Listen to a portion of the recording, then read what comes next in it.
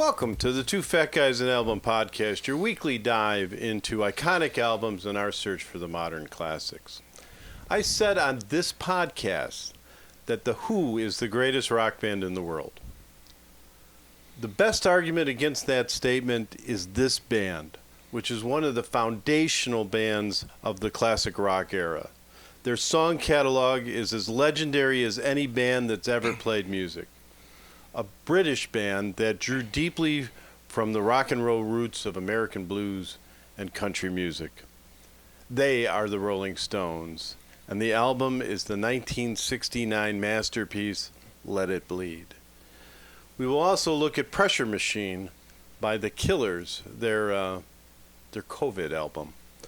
Don't forget to hit that subscribe button for more album reviews, in-depth discussions, and music analysis from two fat guys who love talking about music, no matter the genre.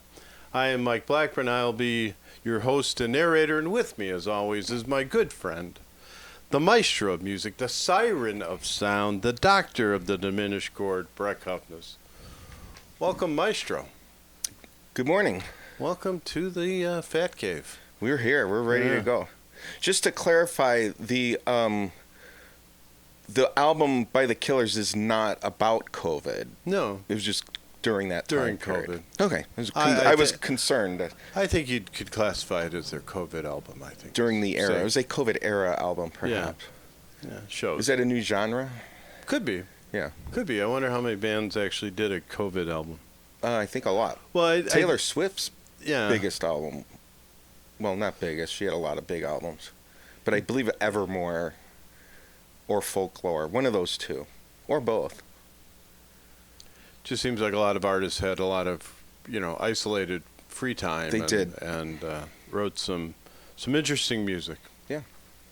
So we kind of start these shows kind of cleaning up our messes or, making some clarifying statements or kind of relitigating things that we've talked about on previous shows. Yes. So, the last show being Jane's Addiction, Nothing Shocking. Yeah. And Highly Suspect, The Boy Who Died Wolf.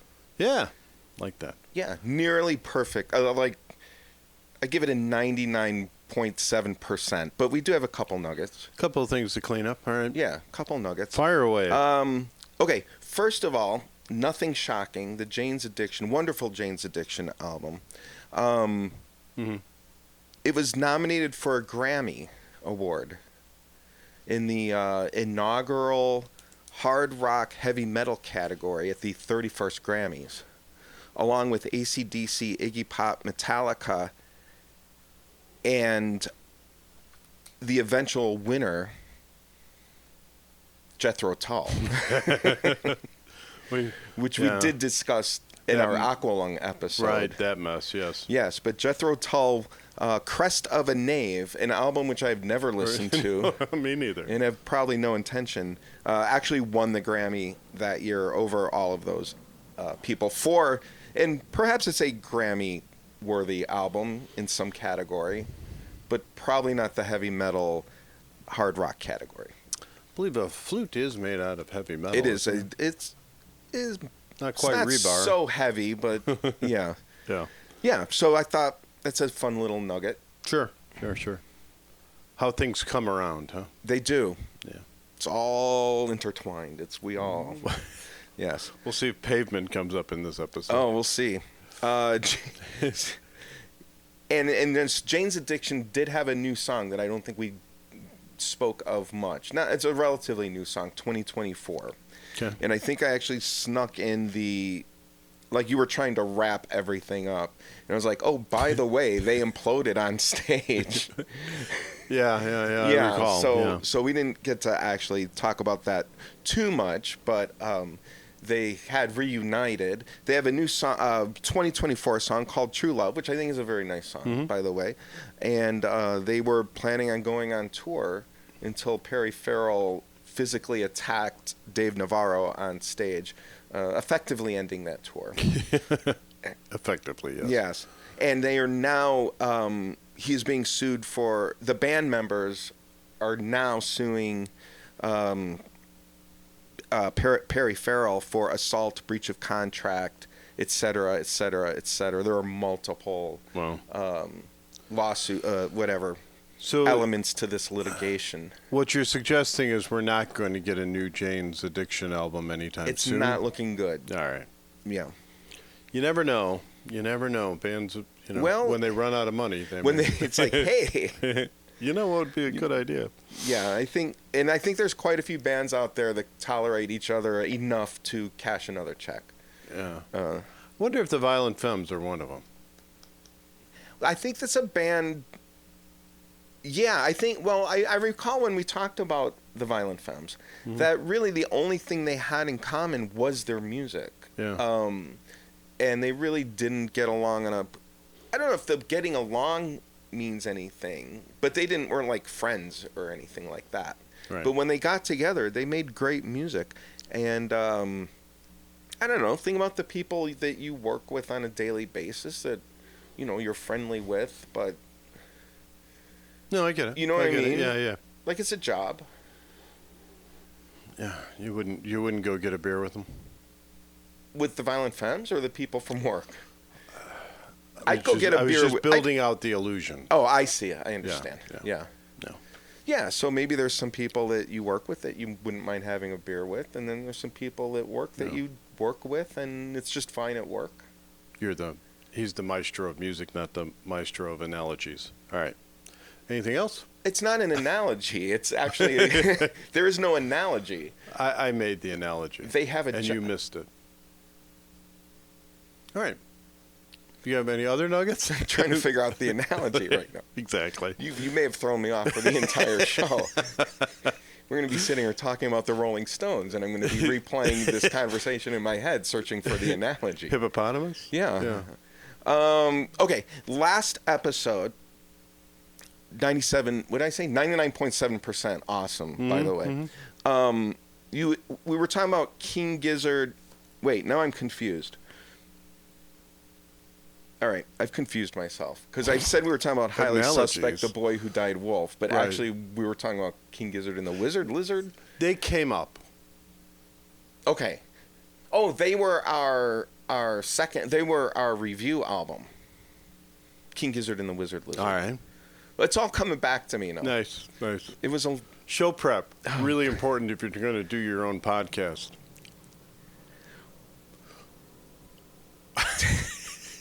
Analogies. Can we start this over? Okay. So King Gizzard and the Wizard Lizard. We reviewed their album.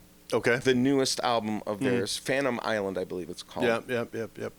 And at the time, I had said that they were an experimental progressive psychedelic jam band. Yep. And they're quite honestly, you could probably put 10 more categories. Yeah, like every absolutely. album they do is a little different, and it's quirky and interesting and genre bending and all It's that. like Fish meets King Crimson. It's fair. All right. Yeah. So if you said that's more of a simile or a metaphor. It's not a Keep going. analogy. All right. So King Gizzard and the Lizard Wizard. But you would ask me then, after I had said all that, because we always talk about, you like to babble on about the death of rock and so forth. And the end of the rock era. The end of the rock era, right.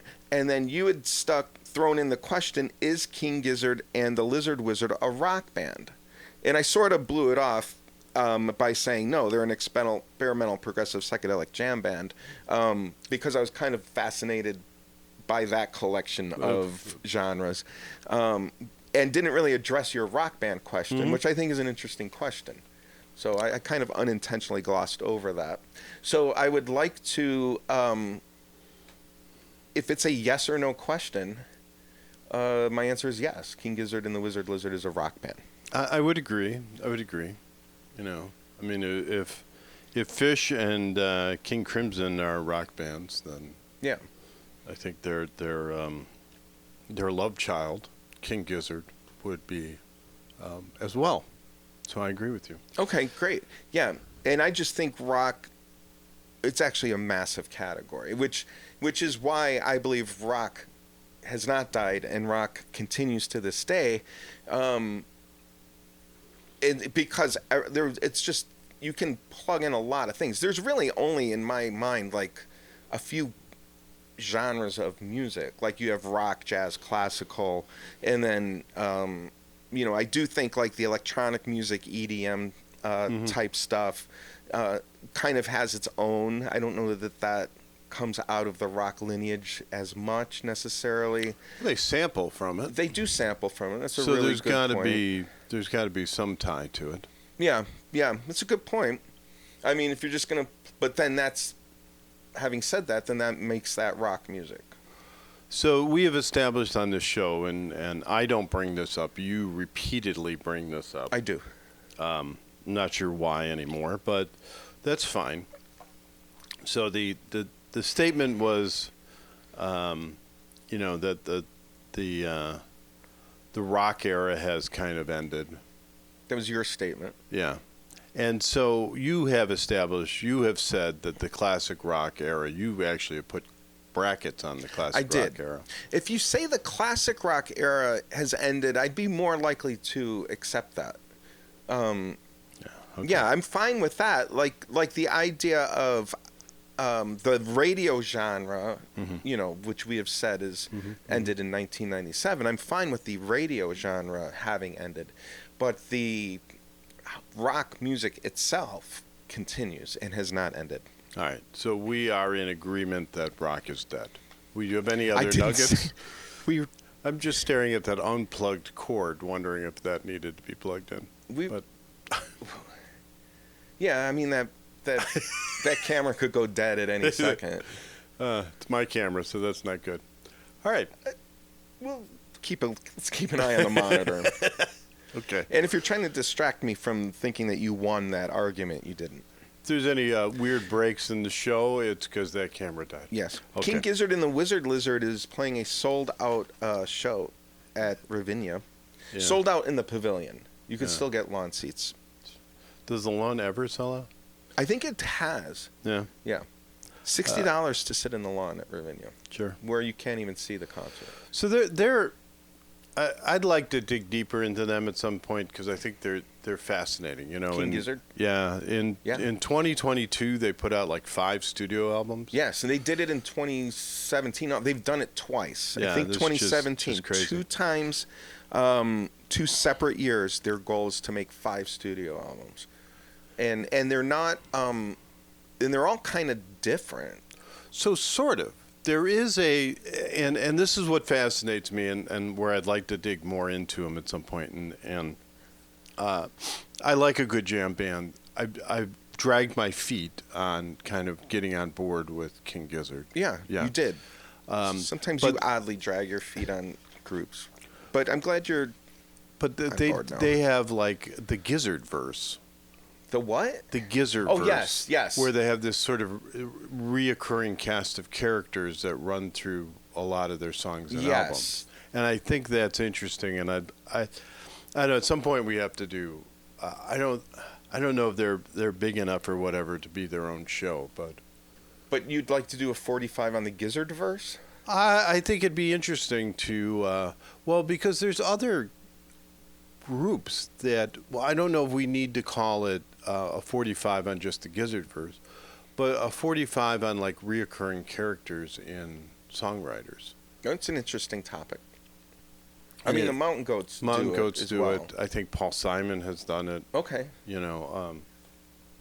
So it'd just be kind of an interesting. Yeah, thing. I would have to dive into the more of that. Mm-hmm. I don't know how many bands or songwriters. I think Springsteen uses some names over and over. And I don't know if that counts, but that Family Tree album, The Branches. Yeah. I don't recall the performer at the moment. But it was actually a series of 3 albums. With I believe 4th. all had the same characters in it and right. everything. Yeah, no, it's an interesting topic. All right. Anything else? Do you know why albums typically have 12 songs on them? And it goes back to, the olden days of vinyl. You could probably guess it easily, but there's kind of a reason why they have 12 songs on them.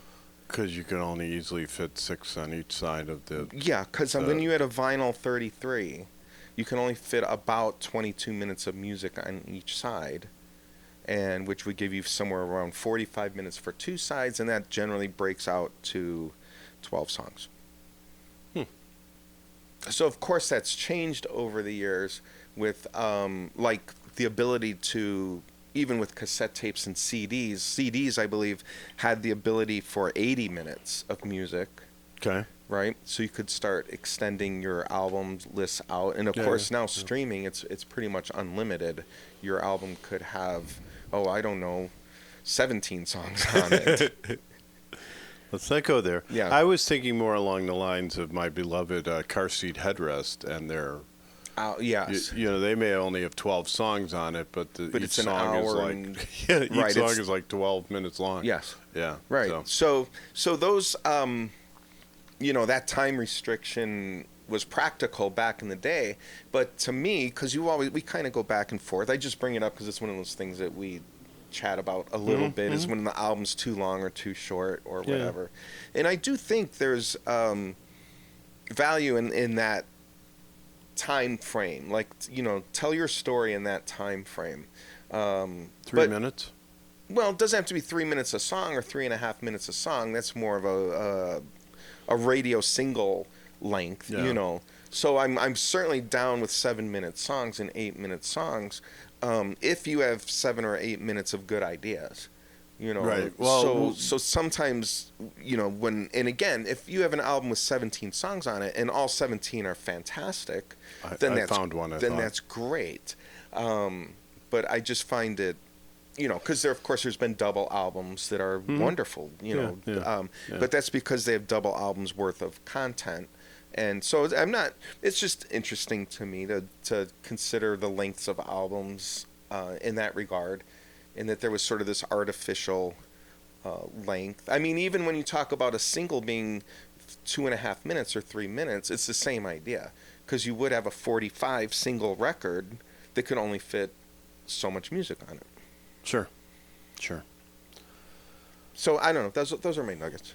Yeah, that's an interesting topic. I think the shortest or the least amount of songs we've done so far is like "Wish You Were Here." I think had 5. It had 5 songs, but they were very, very long. I mean, the album itself and wonderful. And the album, and the album itself was a full-length album. So, yeah. All right. Well, that's very cool. So I think we're ready to drop the needle on side 1 here. Let's do that. Let's hit it. Ladies and gentlemen, let's get ready to rock. In the red corner, an album that needs no introduction. From London, England, ranked 312 by Rolling Stone, this double platinum blues rock masterpiece charted at number 3 in the US and number 1 in the UK. Recorded in 1969 by Hall of Famers and residents of the Mount Rushmore of rock, the Rolling Stones. This is Let It Bleed. And in the blue corner, 2 fat guys. This is 2 fat guys and an album. So here we are with the Stones. The Rolling Stones. Kind of our first dive into this legendary band. Yes. We picked an album, but there's a slew of other ones we could have chosen. There are many albums. I think this one actually is my personal favorite of the Rolling Stones albums. Yeah. But yeah, they have a lot of albums. So I don't recall if I had this album. I'm sure I did, because I had a lot of Rolling Stone albums. Yeah. But my go-to album for the Stones was always Get Your Ya-Ya's Out. Oh, okay. Which would have been 1970. So Let It Bleed came out in 69. A couple of the songs off of this were on that, and it was a live album. And we really haven't kind of dived into live albums or done any live. Right. Well, they get, the live albums and the compilations are great because it's all killer, no filler most of the time. But Yeah, as a studio album, it's pretty strong. So we start these generally by talking about the band, so I'll let you kind of take over. This is the last album with the original 6? Yeah, sort of. Sort of, yeah. Yeah, if you count Brian Jones as a member. All right, you want to break down the yeah. I mean, again, this is a mega like the Rolling Stones, books, movie, like there's so much information out there. We're not going to carve any new ground. No. So just briefly, the Rolling Stones, Hall of Fame band, of course. Rolling Stone considers them the 4th greatest artists of all time. I'm assuming behind the Beatles, Elvis, and the Who. Yeah, I would have to look that up. Well, they can't bring it up without... No, they're the 4th greatest. Okay, so at what point do you... So if I said they were the 37th greatest band of all time, would I have to list all 37 of them? No, but you should know who's in front of them and behind them. All right, sounds like a nugget for next week. We're up to or if somebody just wants to drop it in the comments and save me the time, it'd be great. We're off to a rolling start. Well, there's a ton of information. I know, go on. I'm sorry, go on. It's a lot. 1, 2, 3, 4. I have like 4,000 words prepared for this. And that wasn't one of them. And that wasn't one of them. All right. Brian Jones is the guitarist and the person that you spoke of. Mm-hmm. And I put him first, actually, in the list of people that we talked about with the band, because he was actually the founder of the band. Right. And in its early years was probably the primary personality of the band. Totally agreed. Yeah, and he gathered them all together. He saw them as sort of a blues cover band. They did a lot of covers at the beginning, as did most bands at that time. And but he saw them as primarily a blues band, and assembled the other members. But on this particular album, he was already drugged out and disinterested.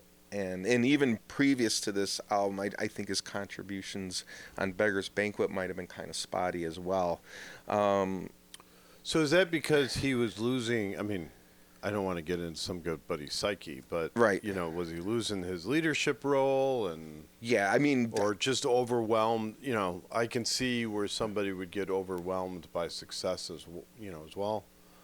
So Brian Jones is famously one of the members of the 27 Club. Yes. Right. So during the actual recording of this album, he was fired by the Stones.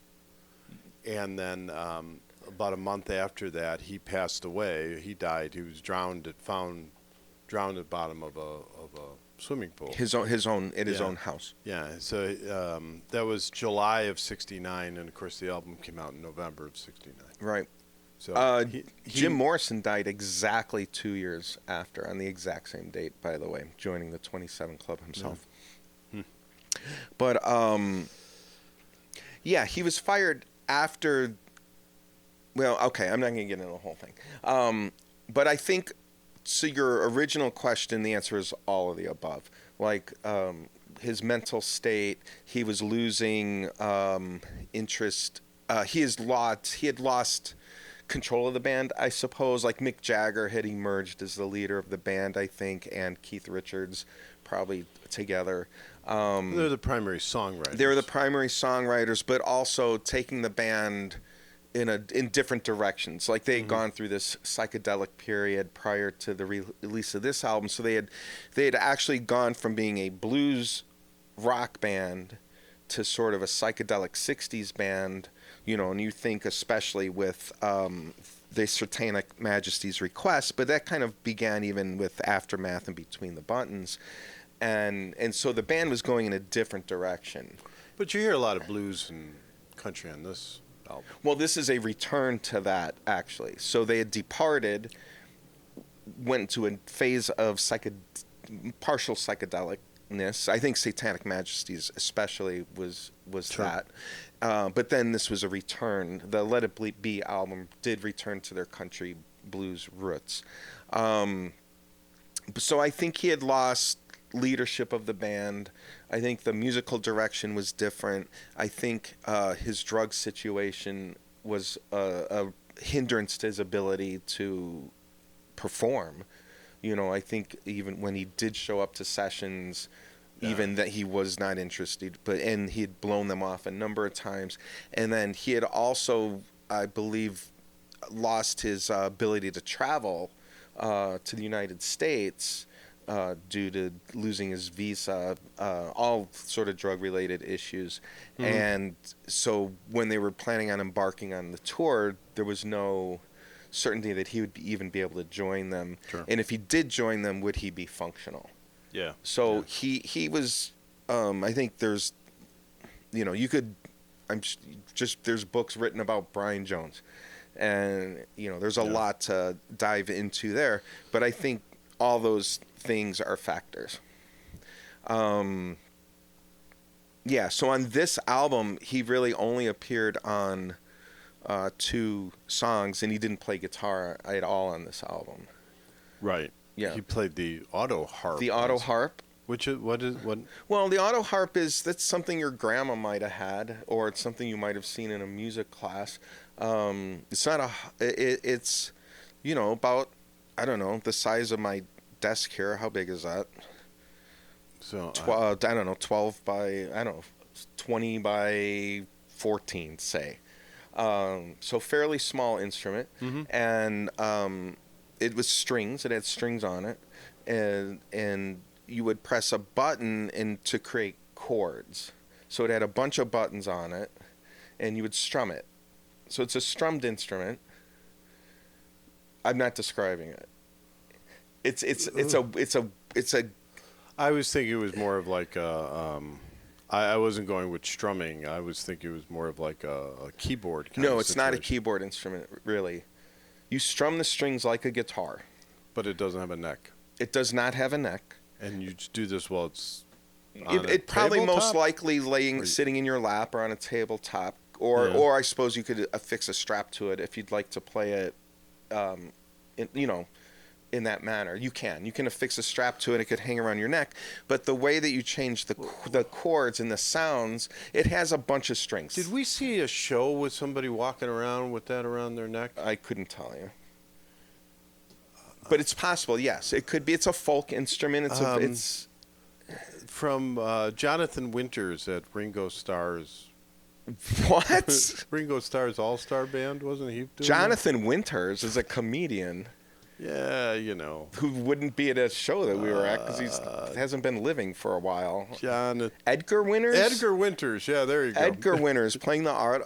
He very well could have been. I don't recall. Okay. But yeah. And then you just press buttons to change the different chords. It has, I don't know, say 20 strings on it. So instead of holding the so neck, instead of fretting it, you just press one it. button and you create the type of chord you want. Got it. All right. It's that's you probably get one for $20. It's a lot of talk about it, but it's a folk instrument, and and you can hear it a little bit. It actually gets lost in the mix most of the time. You'd have to try really hard to hear the auto harp in this song. So he's playing the auto harp and the Congas. Congas. Yeah, hand drums. Yeah, sure. Kind of like big bongos. Big bongo. Yeah, bongos are the little things that, Latin instruments. Like congas are the larger version like of the it. Mosquitoes played. Yeah. Yeah. Wonderful. If you're still with us, we are talking about Rolling Stones, Let It Bleed. Yeah. So so I bring up Brian Jones first, Sure. because he was the founder of the band, although, as we said, lost his status in the band. As you said, a member of the 27 Club, the actual first member of the 27 Club in rock blues music. Okay. Not him. No? No, there's another. Robert Johnson, the blues man Robert Johnson. Who makes an appearance on this album. Yeah, he does. Yeah. And he's actually widely considered to be the founding member of the 27 Club. But in this era of music, Brian Jones has that dubious honor. Sure. Keith Richards, guitarist, co-songwriter, probably Rolling Stones #4 guitarist. You buy that, or Do I buy that? He's so the human riff, right? I mean, he can play. I think from a technical stance, no. Like he's not Jimi Hendrix. He's not like there's a million guitar players that could play faster and fancier and all that than him. But I would put him in a similar category as, say, George Harrison, people who composed like some of the most memorable music ever made. So his talent wasn't necessarily playing amazing guitar solos, in my opinion. His talent was creating the most memorable riffs in music history, some of them. So to me, it's more of a compositional recognition than as opposed to being able to stand toe-to-toe with, like, Stevie Ray Vaughan. Exactly. Yeah. So that's how I would say it. Yeah. All right, that's fair. Yeah. Hadn't thought about it that way. I was just like, No, it's a really good question because you don't really think of, wow, that was a killer Keith Richards solo. But when you think of, the opening to Satisfaction or, any other of their 60-something songs, he's responsible for almost all of them. Sure. And on this album, actually, he does play multiple guitar parts. Yes, he does. Because we've just said Brian Jones didn't. So he would play the riffs, he would play the leads, he would play the fills. He played slide guitar throughout most of this album. So there are a lot of contributors to this album, but Keith Richards covered a lot of ground himself. I was just kind of glancing through the other musicians that always fascinates me, is the other musicians that perform on an album. Yeah, this album's by a band. stacked. It is, but there's also nobody else playing guitar, so it's all. Well, Mick Taylor came in. Oh, Mick. So Mick Taylor. Oh yeah. Right. Yeah. So I was looking at non-Rolling Stone members. Right. Well, Mick Taylor at this stage, I think, was just a session musician. I don't think he was officially a member of the band. He's credited in. Is he credited as being a member of the Rolling Stones? Yeah. So he had, again, he was sort of a session kind of player, very skilled, considered one of the top, guitarists at the time. Top blues guitarist at the time, played with John Mayall's Blues Breakers, but he only played on Country Hawk and Live With Me. Those are the Country Honk, I don't know if I said that clearly, and Live With Me. Those are the only two songs that he appears on this album. And along with Keith Richards, they sort of created the double lead guitar sound, where you had two guitar players playing lead lines. Typically you'd have rhythm and lead, but they also at times share the lead roles, or when we talk about fills, if I say what a fill is, does that make sense to you? Like at the end of a musical phrase, and then you just put in like a little lick, a little riff, and they would alternate licks and riffs and things like that. So they worked very closely together. And during that would be like the Eagles or Leonard Skinner seems to multiple lead guitarists, right? And they would share the rhythm and lead roles, and they had different musical personalities, so it's just it was interesting. There would be a way of making more flavor. Yeah, exactly. And so Mick Taylor was a member of the Stones from '69 to 1974. That was the Mick Taylor era. Thinking more about Keith Richards, he's one of those, and maybe not as distinct. So I was in the sitting in the beer garden outside of the Fat Cave here, with a strong podcast fan. Okay. And we were talking a little bit about guitar players, and like there's certain guitar players that you don't even have to hear the whole song and it's them. Yeah, like right. Mark Knopfler. Yes, You know, instantly. They it's have a very- distinctive tone and style and sound. Keith Richards, I don't think falls into that category, but he definitely has the riff thing kind of going on. I mean, like Stevie Ray Vaughan, you can tell it's Stevie Ray Vaughan. I mean, I will say, I'm trying to justify his four. no, I think if you looked at it closer, it'd be a lot easier. I mean, if you listen, like if you just put on the whatever your favorite best of Rolling Stones album and listen to 20 Rolling Stones songs straight through, or 30 of their biggest hits, you would have to recognize Keith Richards. One of the things, and he's a super influential guitarist as well.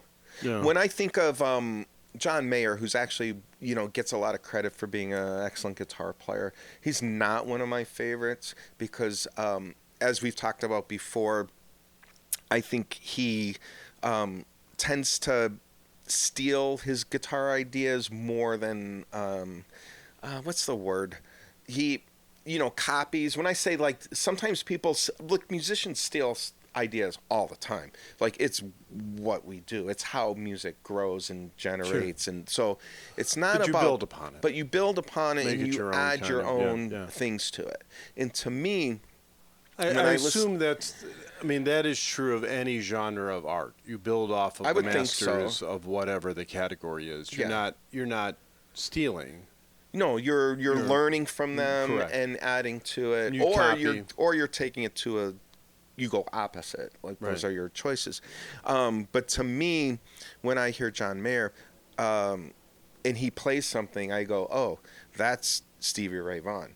Oh, that's Keith Richards. Oh, that's very sheepdog-esque. It is very sheepdog-esque. Like it just jumps, it leaps right out to you. Yeah. To me, that these are just, I have riffs and licks that he's lifted and not really incorporated into his own playing. But I think somebody who's maybe less aware of all the guitar influences would listen to him and say, oh my God, he's an amazing guitar player. Yeah. So, I get that. And he plays guitar a lot better than I do. I'd like to be as bad as John Mayer on guitar. So it's all good.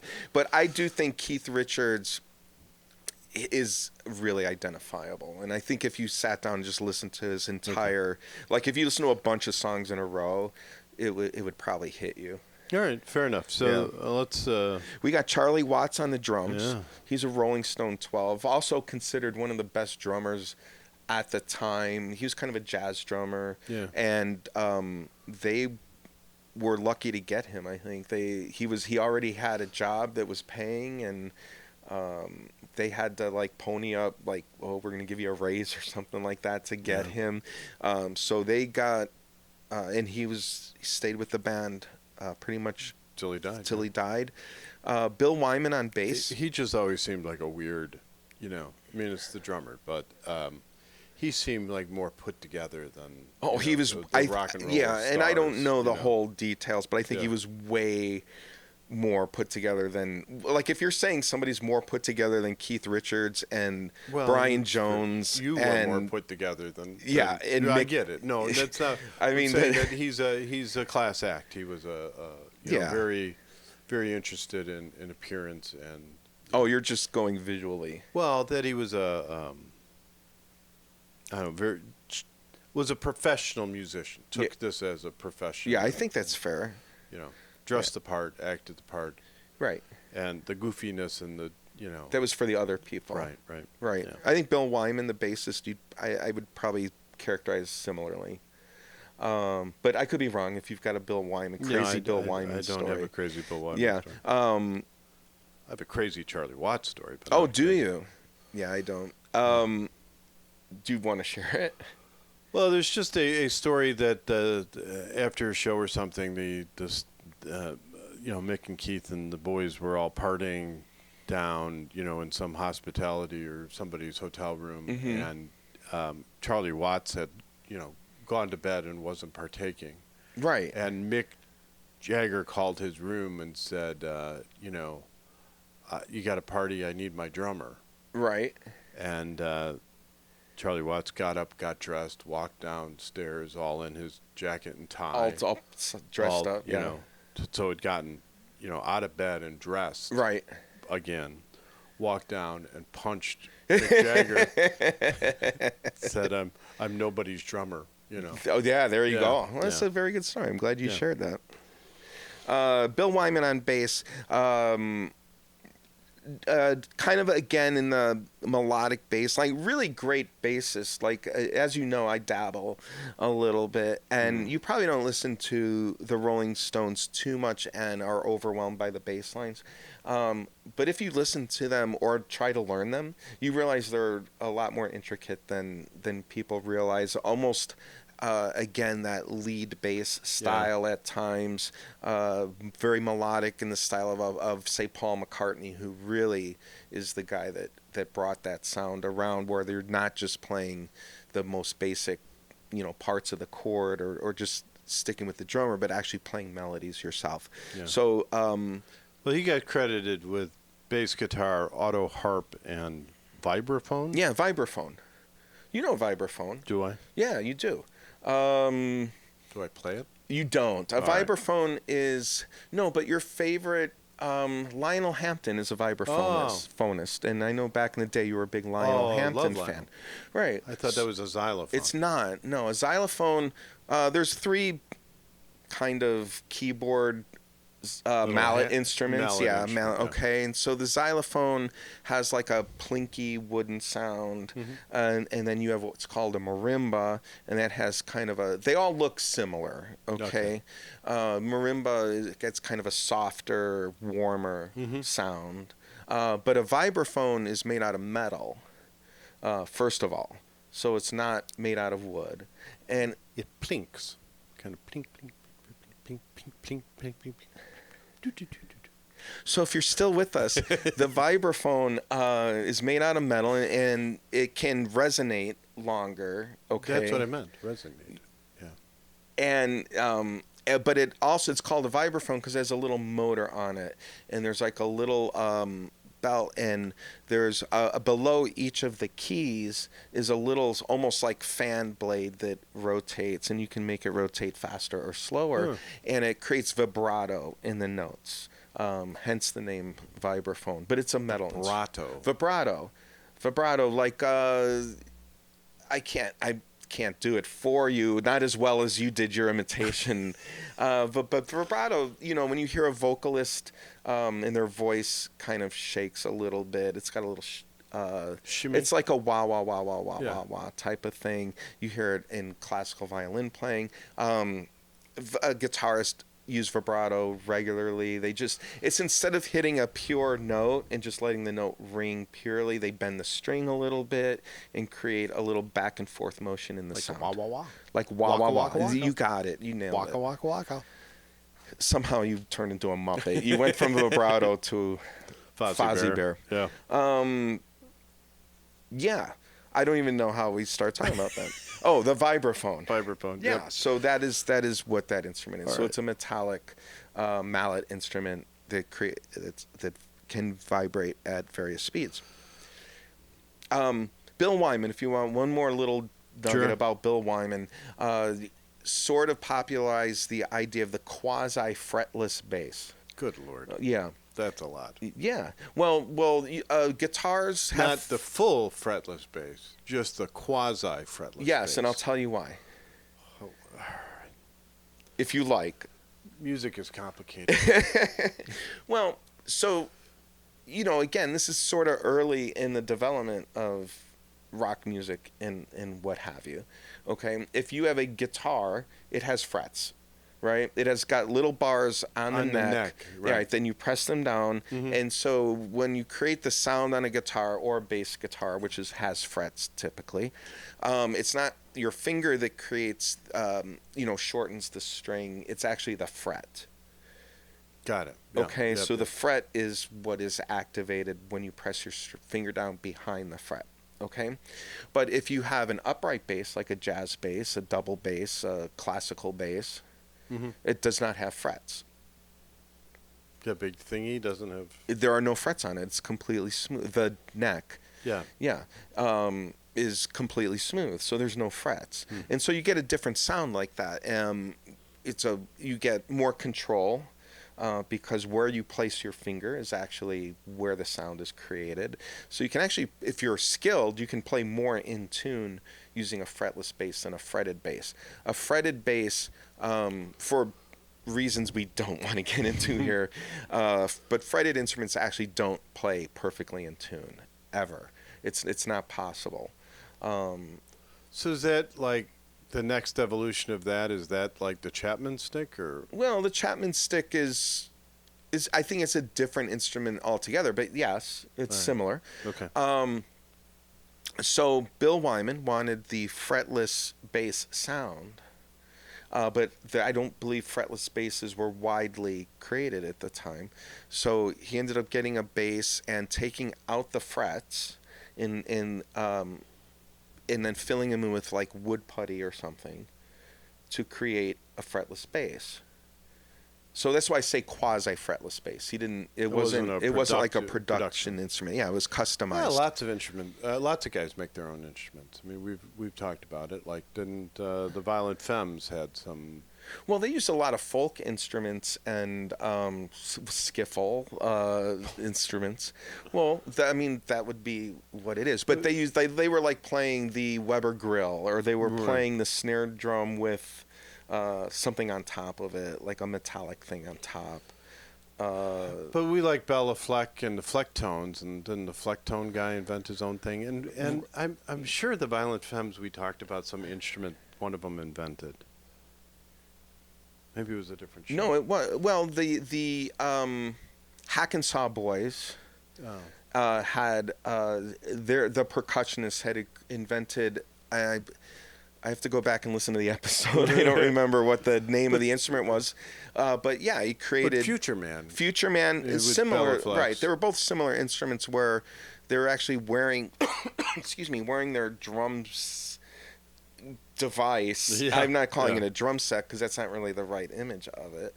But it has things like a washboard. Mm-hmm. The Hacksaw Boys in particular sort of combined a washboard with tin cans and coffee cans to create sort of an instrument. Yeah. But this is more altering an existing instrument than creating something from scratch. Yeah. So Jaco Pastorius, one of the great bassists of all time, played with Weather Report. Mm-hmm. He also used that quasi-fretless bass originally, and sort of, I don't know if it was inspired by Bill Wyman, but perhaps. Okay. All right. Well, we're here to talk about an album. Well, you asked about the band. I did. And then you asked me about vibrato and things. Yeah. No, it's my bad. All right. You want to run through the kind of some of the... Well, you want to hit the song? Like Let It Bleed is the 8th album. It's sort of a blues rock, country rock album. It's the follow-up to Beggar's Banquet, which was, and Beggar's Banquet was the first one produced by Jimmy Miller. This is the second Jimmy Miller produced album. And Jimmy Miller is, again, taking the band in a different direction, getting out of that psychedelia and a return to their blues rock country sort of roots. Produced by Glyn Johns, one of the greatest producers in rock history. Produced the Beatles, produced Who's Next, produced Zeppelin, produced the Kinks. He's one of the first guys that was actually a freelance engineer. Most of the times the engineers worked for the record companies. Mm-hmm. He was so highly regarded that he was like people who just hired him to be their engineer. And the engineer's responsible really for what the album sounds like. The microphones, the sound, like really the sound of the album. Got it. Yeah. Okay. Are we going by songs? Well, yeah. I mean, let's see how far we get. But we can start with Gimme Shelter. Gimme Shelter. Can we just do a show on Gimme Shelter? We might get stuck right here. Yeah. Which is described as a duet. Yeah, between Mick Jagger and Mary Clayton. Yeah, that's a fair assessment of it. I think Mary Clayton, gospel singer. Yeah. Yeah, she's amazing. Speaking of getting people out of bed, Right. they got her out of bed. They had already, or they were working on this song. They decided that they needed a female voice on this. And so they called her up at midnight, like they're in the middle of the session, and they call her up and say, hey, we need you at the studio. And she came down, did a few takes, went back to bed. Yeah. Described as showing up in curlers. Probably true. Yeah. Probably true. It's just amazing that you could just and again, when we talk about studio musicians and everything, these are the real pros. You know, these are the people that just come in, 2 takes, nail it. All right, I'm going back to bed now. Yeah. You know, but Give Me Shelter is one of those like classic rock. The songs that if you flip on a classic rock station back in the day, you were likely within a couple hours to hear. Eventually, you would hear this song. A couple songs on this album one of them would pop up. Yeah, I mean, whether it be this or Honky Tonk Woman or Midnight Rambler or Can't Always Get What You Want or Let It Bleed. I mean, there's 5 songs here that are like permanently in a classic rock. I agree. Yeah, they're legendary. Legendary songs, and this one, "Give Me Shelter," Rolling Stone has it ranked as the 13th greatest song of all time. It only charted at 23 in the UK, so a lot of these songs benefited from like the album rock era. They weren't really singles, right? Or if they were singles, they were released separately as singles, but weren't. It's just weird how I assume they played it live a lot. Oh yeah. Yeah. Yeah, no, this is I can't imagine them doing a concert without playing this song. Just an apocalyptic anthem, really. Yeah. And the idea that, just a shot away, just a kiss away. We can live in a world where there's rape, murder, and war just a shot away, or where love is just a kiss away. It's just a great... Yeah. This is... this is Rolling Stone magazine calls this their number 1 Rolling Stone song, and I agree with them. This is my favorite Rolling Stone song of all time, and Mary Clayton is a big part of that. She's also featured in a documentary called 20 Steps from Stardom or 20 Feet from Stardom. It's about backup singers and the life of a backup singer. Yeah. And she actually made an effort to be a lead person and had some success with it, but you can find that on the internet. But this still has to be what she's most famous for. To us she is in the world of classic rock for sure. Yeah. But she has had an extensive career, and watch the documentary if you want to learn more about Mary Clayton, because there's way more. What's the name of that again? 20 Feet from Stardom, I believe is what it is. And if you Google it, you can still catch it for free on, I think it's on the WB or something silly like that. So you don't have to, it's paywalled on a lot of services, but you can watch it. Yeah. Yeah. All right.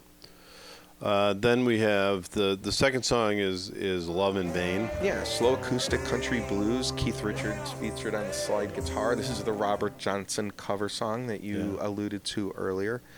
Cooder, who's again a musician who pops up in a lot of albums, is playing mandolin on this song. Yeah, so it's they do a really good treatment of a Robert Johnson song. I think they don't overdo it in terms of production. They keep it kind of simple, which I like. I'm not a fan of honestly Keith Richards' country twang. I feel like it's a little off-putting.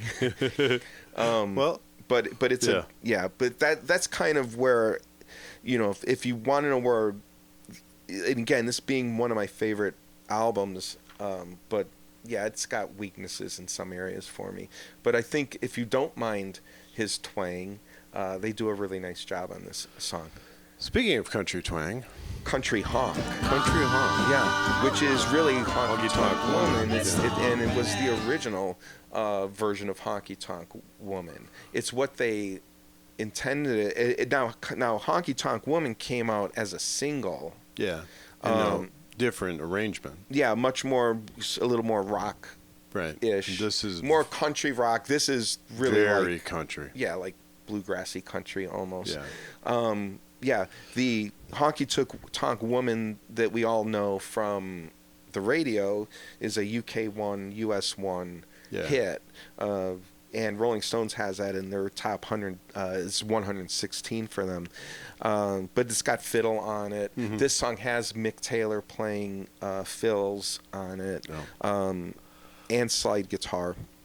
So it's an interesting song. It's interesting, for someone who likes cover songs a lot. Sometimes I think of bands covering their own music, and that's sort of how I think about this. Just a different iteration of which is fascinating, because I was going to claim feeling like an absolute moron, because in prep for the show, obviously we pick an album and then you kind of have to dig into it, and at least I start just listening to the album all the way through before I start kind of thinking about it. I just replay it for me, and I'm like, so the first thing they played, I'm listening to the song going, is this a cover of Honky Tonk Woman? Right. Wait, they did Honky Tonk Woman. Right. So and then it's interesting, because Honky Tonk Woman, the song from classic rock radio, the single, was actually recorded after this but released before it. Yes. Yeah, very weird. Yes. I don't know. I assume this goes back to the studio not wanting to release, at the time, didn't want to release a 45 from a studio album. Right. They wanted this. You would probably want the single to be the single on its own. Right. So not take away from the album. You buy two different things. Exactly. A different way of thinking about that, yeah. If they could only know streaming now, huh? Oh, boy. So they recorded kind of two different versions. This would be the country version of this, and it's interesting. Yeah, again, to me, you make fun of Ringo Starr's country stylings. I did not. I made a face, maybe. I didn't make... Yeah, and so I just feel like there's an inauthenticity to it, even though I'm sure in their heart of hearts, they are trying. Oh, 100%. Yeah, like they're not mocking country music at all. But to me, they're... And again... yet you think Ringo Starr's country album is nice. All I said was Ringo Starr's album was a number one. Ringo Starr had a number one album. And Ringo Starr... really, from day one, aspired to be a country musician. So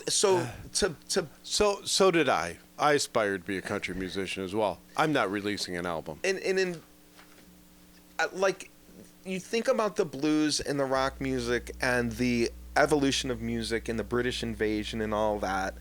Taking rock music, taking Buddy Holly, taking all the greats, Chuck Berry, whoever name it, and turning that into British rock music, and it was obviously very successful, and I think this is an attempt to honor country music. So I don't disparage it, but I don't think it's successful to my ears. All right, let's keep going through. Okay, these. Live With Me. Yep, Live With Me. First song with Bobby Keys on the saxophone, who became a mainstay. Really with the Rolling Stones. He also really terrific rock saxophone player. Played with Leonard Skinner, played with John Lennon, played with Lennon, Harrison, and Ringo Starr. On all his solo efforts. Eric Clapton, Joe Cocker. He was one of your go-to, talking about session guys and rock saxophone players. He was one of your go-to guys in England. There with Mel Collins. Yeah, Mel Collins is a really good pull. Yeah, for sure. Okay. It's an okay song. It's an okay song. This song also has Mick Taylor on it. Which actually makes so I'm looking at these, and again, you can only kind of judge them off against themselves. Sure. So it's like, it's a good song. It's fine, but it's not Gimme Shelter. It's sitting in this sea of monsters, of greatness, right? Yeah. Right? No, I agree.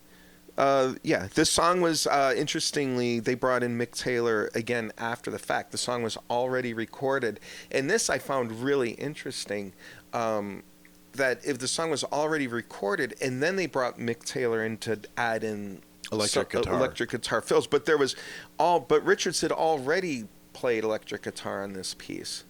Mm-hmm. So he had left enough room, even not knowing, I don't think at the time they fully intended, or maybe he was leaving room for possibly Brian Jones. I'm not sure. Okay. But the song was done. Then Mick Taylor came in and added more to it, which was kind of interesting. I just thought it was interesting that Keith Richards had left enough room for another guitar player. And again, this idea of a 2-lead guitar sound really originates on this song. Yeah, and I think it's a pretty good guess to say they left room for Brian. Yeah, it's fair. It's fair to say. Jones, and of course, he wasn't around. No. Let It Bleed, the next song. We all need closes out the first. Someone. Again, speaking of fake Southern accents, I love this song. I think it's a great song. I honestly love it. This is a song I like more for the vibe than the actual the lyrics of it. Yeah. It does. But we all do need someone. We all do need someone. Yeah, no, and there's truth. I think big picture of the song, I like the big picture of the song. But it is the first Stones title track. It's the first, Let It Bleed song, Let It Bleed album. Yeah. So it's the first time that had occurred on the Rolling Stones. Richards is playing slide guitar. It's kind of a song about, emotional dependency maybe, or needing someone. Like, I like that. But it also, I think, references Marianne Faithfull, who was Mick Jagger's girlfriend, sort of, at the time, who had also slipped into a really bad drug situation. So there is a great deal of sex, drugs, and rock and roll in this album. There's also, I guess at the end of side one, getting to the general summary of what this whole album is to me is it's the end of Flower Power. This is 1969. And you start getting into, this Flower Power thing was great, but now there's some disillusionment in here. And I think there's a lot of disillusionment. You saying Flower Power is dead? I am. There's still Flower Power bands out there. Yeah, there are. We'll find them. And all right. Yeah, so I think the overarching theme of this album kind of goes in that direction of yeah. Let's keep moving. Midnight Rambler. Because there's just one powerhouse hit after another. One after another. Yeah. So again, I mean, this got to be the fourth song on this album that's like a kind of a staple in concert and a staple of classic rock. Yeah, and this is again really and epic. Not the last one. No, it's not the last one. It's amazing. Right, it's an epic song. It's one of their. Well, they have multiple epic songs on this, right? Mm-hmm. This is the 7-minute song. It's it goes through a bunch of moods, right? It's fast, it's slow, it's loud, it's soft. Yeah, Mick Jagger on harmonica. But again, it's kind of a dark song, and I think there's a darkness to this album that is important to recognize. Keith Richards called this a blues opera. Yeah, that's a good term. He said it, not me. Yeah, I would have. I wish I'd thought of that myself. Yeah, because I think that's fair. I think that's a good way to describe it. Okay, all right. We got a couple of interesting songs. You got The Silver? Yeah, you got The Silver. This is actually my hidden gem on this album. This is the one that I like quite a bit that isn't, one of the big radio hits or anything. I think You Got The Silver is a really nice song, and as I said, a hidden gem. It's a favorite of mine. It's Keith Richards' first solo lead vocal on a Rolling Stones album. Yeah. And again, I think the song is written. There was a lot of turmoil during the making of this album in the band, and so they so there's this Anita Pallenberg, who's an actress and girlfriend. and girlfriend of the yes, band. Yes. Well, and when you talk again about where was Brian Jones, well, where was Brian Jones's head in all of this? Well, Mick Jagger stole Anita Pallenberg from Brian Jones. So Brian Jones was dating the band Anita and Pallenberg. a girlfriend.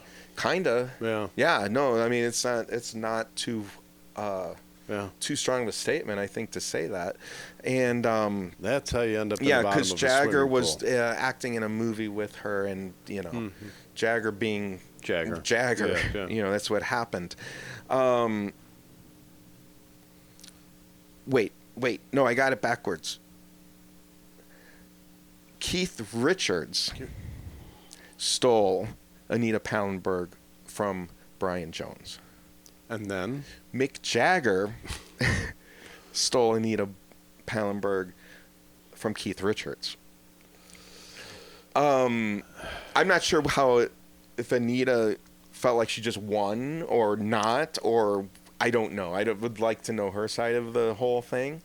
But there was a lot of stealing of girlfriends going on, which was actually creating quite a rift in the band. That would cause problems. Yeah, a lot of problems. So that again is part of the mood of this album. But You Got the Silver is a Keith Richards. I mention it because it's a Keith Richards composition, and it's sort of attributed to like his this situation. It's his song about this situation and about his relationship with Anita Pallenberg and losing it to So he's talking about albums that were almost never made, or albums that were created under extreme duress. Yeah. This is one of them. Well, and this one has Nicky Hopkins. Yes, Nicky Hopkins is playing, Hall of Famer Nicky Hopkins, playing piano and organ on this. Which is not the first time we've come across him. He also played on like Who's Next, right? Right. Yeah. No, there's certain names that as we dive into these albums are just going to keep. You know, when we did our Hall of Fame show, and Nicky Hopkins' name came up, you were like, who's Nicky Hopkins? Yeah. Well, if you're not in tune to that, nobody really knows who Nicky Hopkins is. But then when you start talking about all these great albums, his name keeps showing up. Yeah. Okay. Just like Glyn Johns' name keeps showing up. All right, let's finish this thing off. All right, Monkey Man. Yeah, this is where Bill Wyman plays the vibes. Oh, yeah. All right. So it gives the song a really distinctive, different sound. It's a good song. Yeah, it's Wouldn't fine. kick it out of the car. I might. Nicky Hopkins on piano. Again, it's a kind of a sex, drugs, and rock and roll song. Right. This is probably the most interesting thing about this song is it points to their more rock-focused music going forward. It's probably the least. Well, I wouldn't say it's the least bluesy album on the album, but it's got a different vibe to it. It's not. It doesn't fit in that country blues that most of these other songs are. Got it. Yeah. Agreed. All right. And then You Can't Always Get What You Want. By the way, I would like Gimme Shelter as an opening song.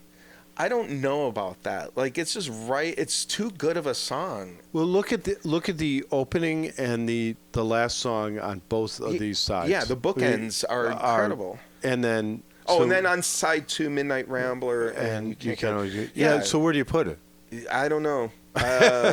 So it's got to be in one of those 4 positions. I don't know. So I think and you still got Honky Tonk Woman kind of shoved in the middle there. So it's just done. There are a lot of really great albums or songs on this album. So You Can't Always Get What You Want. It's probably my personal number 2. Let It. A lot going on Rolling in this Stones song. You got the choir opening. Right, you got the London Bach Choir. Yeah, who didn't. They wanted to get their name off it. They didn't want attribution. When they found out the album was called Let It Bleed, and then some of the other lyrics, I think maybe Midnight Rambler in particular. They were like, yeah. but they sound fabulous in it. This is a Rolling Stone has this as their 100th greatest song of all time. Yeah, it's definitely up there. Yeah, favorite of mine. The single is only 4 minutes and 51 seconds. We talked earlier in the show about length of songs, but the album is 7:28. Yeah, it's long. Yeah, so if you're making a single and you can just fit it to a 45, there's literally only so much music you can put on that. Yeah. But the album mix is longer. This is their response to Hey Jude. For all those people out there, possibly a sponsor even, who claims that the Rolling Stones are just Beatles copycats. Wow. They admit that. I don't consider them copycats. No, I think they're inspired built off of so I accept them as being inspired by and not copying. Don't like to disagree with sponsors, but I will say that the Beatles are a foundational or a stepping stone for an awful lot of bands. They are. And I wouldn't consider copying. No, I don't think it's copying. Okay. But they did acknowledge that they heard Hey Jude and were like, oh, we got to do something like that. And this is their Hey Jude. Continues the idea of optimism followed by disillusionment. That I think is the theme running through this song. Okay. Mr. Jimmy. Mr. Jimmy. Do you know the stories about Mr. Jimmy's in this song? I always thought it was Jimi Hendrix, actually. But there's two stories about who Mr. Jimmy is. All right. One of them is Jimmy Miller, the producer of the band. And that's kind of the standing story. That's, I think, what the band members will say. But there's a guy in a drugstore was Mr. Jimmy in an English drugstore, and this goes back to 1967. And Mick Jagger. So back in the day, you'd go to the drugstore and you get yourself a soda. Sure. Right. Yeah. You're like an actual like Woolworths. You'd go get yourself not a can of soda, but you'd have a soda fountain, right? And they'd make you a soda. And Mick Jagger wanted a cherry Coke, and so back in the day, you'd get your soda and you put some actual cherries in the soda, some real cherries, and along, I suppose, with some cherry flavoring. I was never a soda jerk, but I imagine it going that way. And they were out of cherries. They didn't have the real cherries to put in the cherry Coke. And so the person working the drugstore said to Mick Jagger, you can't always get what you want. That is his story. That is his story, and he's sticking with it. It's a good story if it's true. Yeah. Yeah. All right. Well, I think we got to leave that there for now. So at this point, we kind of talk about whether this is a perfect album or a landmark album. Right. So, Maestro of music, I will allow you to tell me, is this a perfect album? I do not have this as a perfect album. I don't. What? Well, Country Honk, as we talked about, is interesting. There's actually, Monkey Man's not my favorite, although I know a lot of people like it. Love in Vain, just okay. Live With Me, just okay. Although I love the saxophone sound, so I'm torn.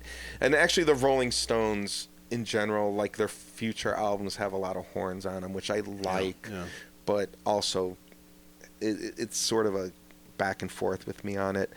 So I don't think it's a perfect album. Okay. I do think it is probably my favorite Rolling Stones album. Landmark? It is for sure a landmark album, in my opinion. I think it's clearly a landmark album. So are you under the kind of I think when you talk about the Rolling Stones of this era, there's sort of like a 4-album kind of set that is. Yeah, I mean, people talk about as like. Right, you're looking at Beggar's Banquet, Let It Bleed, Sticky Fingers, and Exile on Main Street. Yeah, right. That's those are the albums that are of this era, I would say. And they're sort of almost taken as a collective when you talk about the Rolling Stones. Sure. So does this stand out from? I think those for me, or is the landmark the 4 of those together, which has to be some of the greatest musical output of a band? Right. I think it's a good question, and again, it goes to, how many landmark albums does a band get? Because I think the Rolling Stones do get multiple landmark albums. They have different eras that they clearly go through. Beggar's Banquet is the album before this, as we talked about, that sort of could be the first album of this quadrilogy. If nice. I don't know if that's a word. People and are just inventing words. I am. Yeah. And that was their return to this roots rock and blues sound that sort of identifies them. That album has Street Fighting Man and Sympathy for the Devil on it. Sympathy for the Devil would be my third favorite it's got to be my Rolling first. Stone song. Yeah. So that's a solid album. And then following this is Sticky Fingers, Brown Sugar, Sway, Wild Horses, and Bitch. I mean, 4 really great songs. Exile on Main Street is the one that came after that, and that's the one when, as you like to say, we talk to people on the street every now and then, hey, what's your perfect album? This one comes up on a lot of people's lists. It is the highest rank album I have for the Rolling Stones. Okay. I don't know. To me, Let It Bleed is in that, is the landmark album. Sure. And I will, because like the first one, Beggar's Banquet, that came before it is sort of the prototype, as you like to say. It's the first one that came out. But I think Let It Bleed is the real sort of perfection of this sound. It's the first time that it all kind of comes together. And it's got, as you said, 1, 2, 3, like 4, really great songs. Like it's got 3 songs in the Rolling Stone Top 500 just on one album.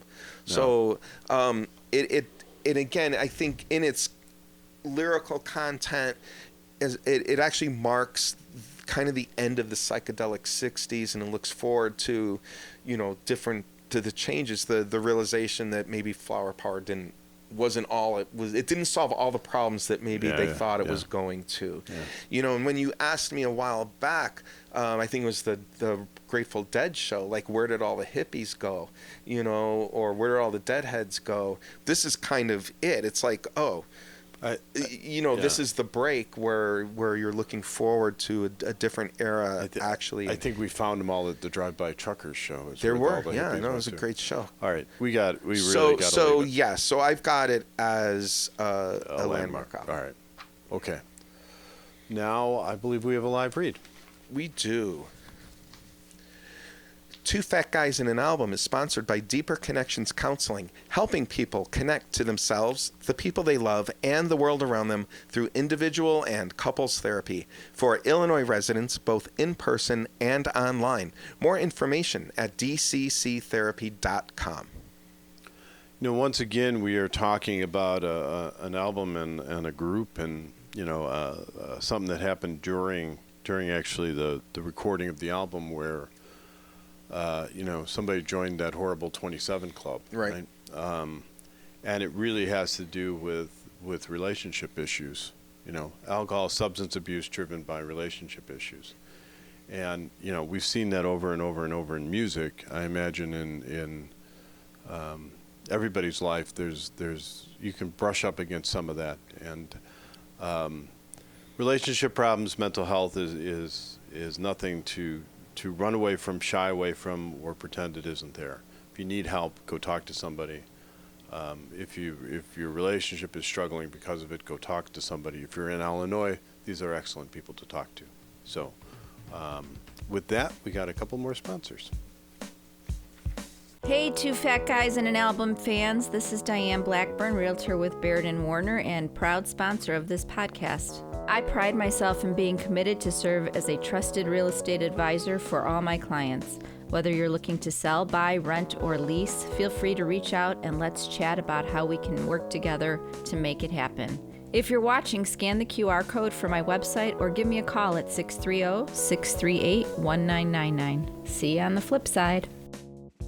Are you someone who needs help with their Instagram or TikTok? Well, you're in luck. LR Media is here to help.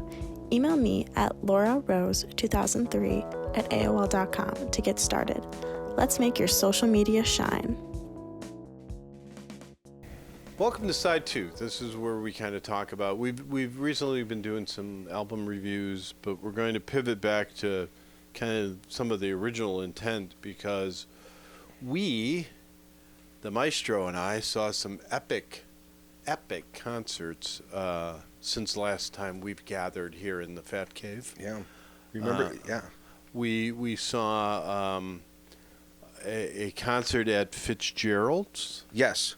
Which is on the National Register of Historic Places. It is. It's been a concert. It's in Berwyn, Illinois. Berwyn, yeah. And it's if you're traveling to Chicago, check out Fitzgerald's. It's in Berwyn. It's a south suburb, I suppose.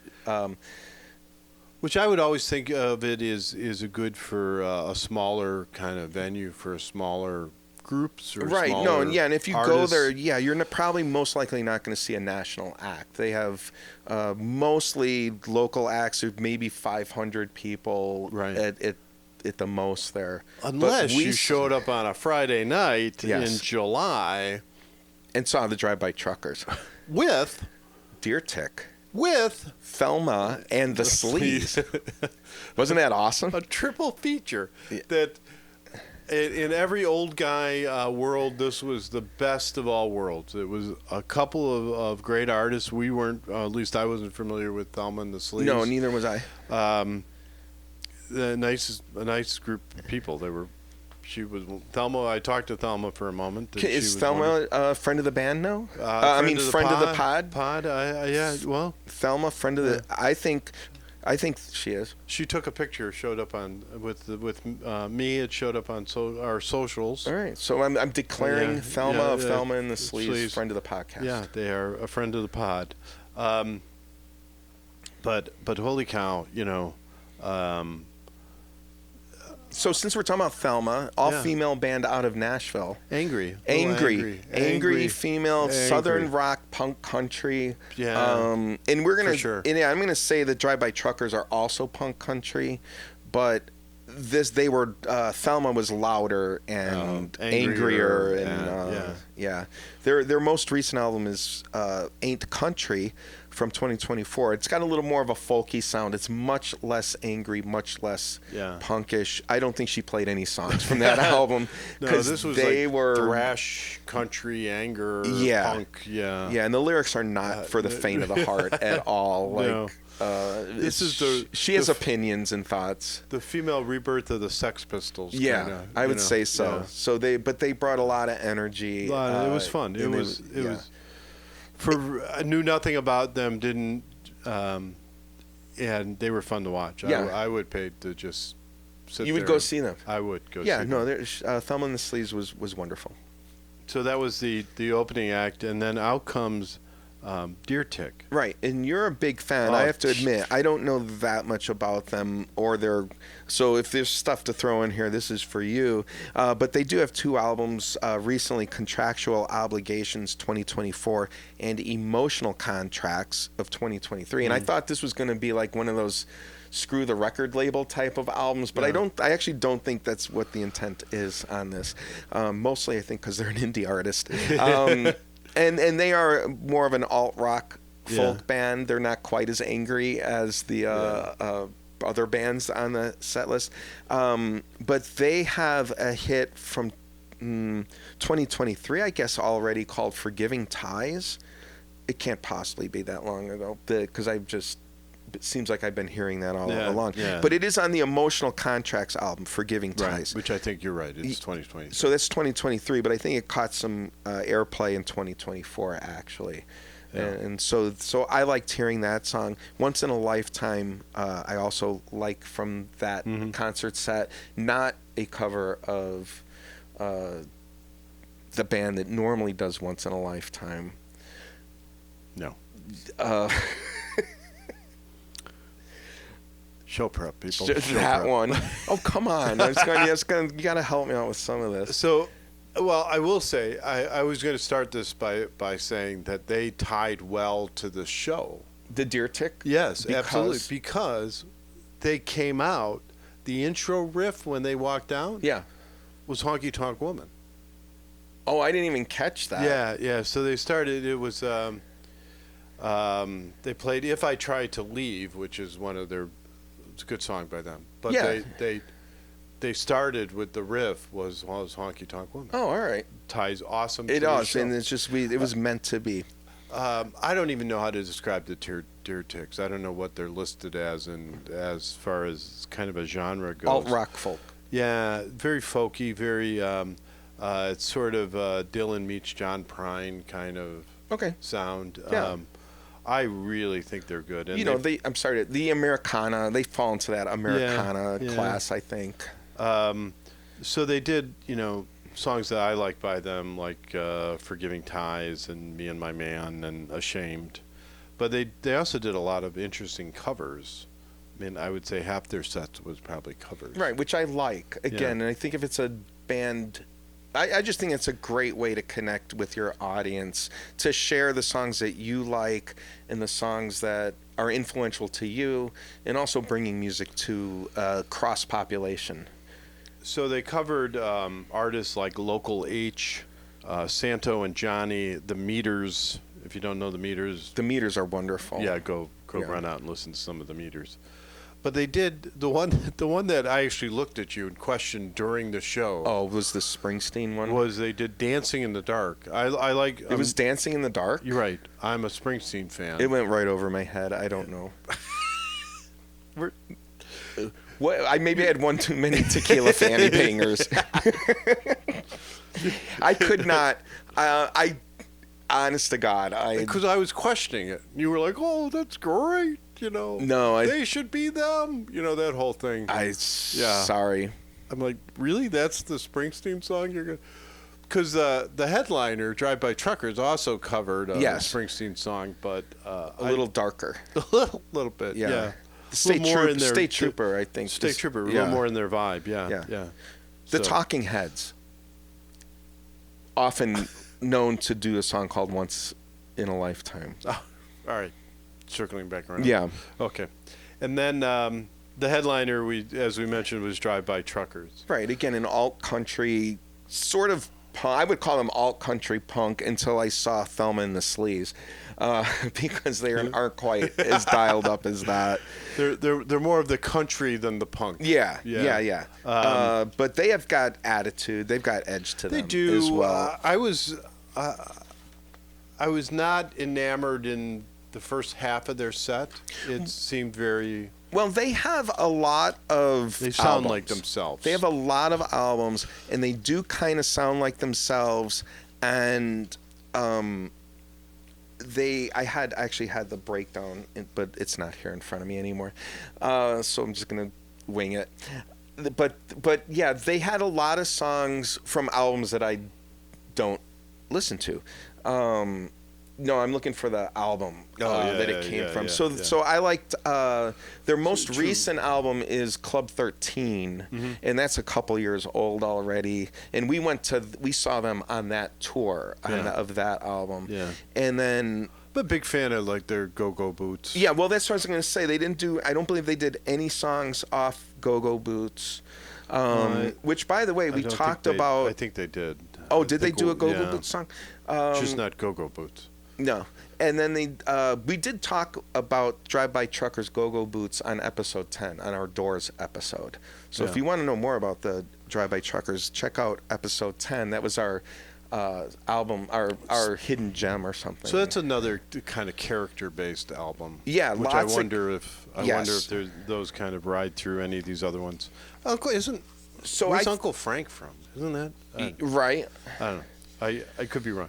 But the second half of the set, they did more recognizable songs. More of their hits. To us. Yeah. Yeah.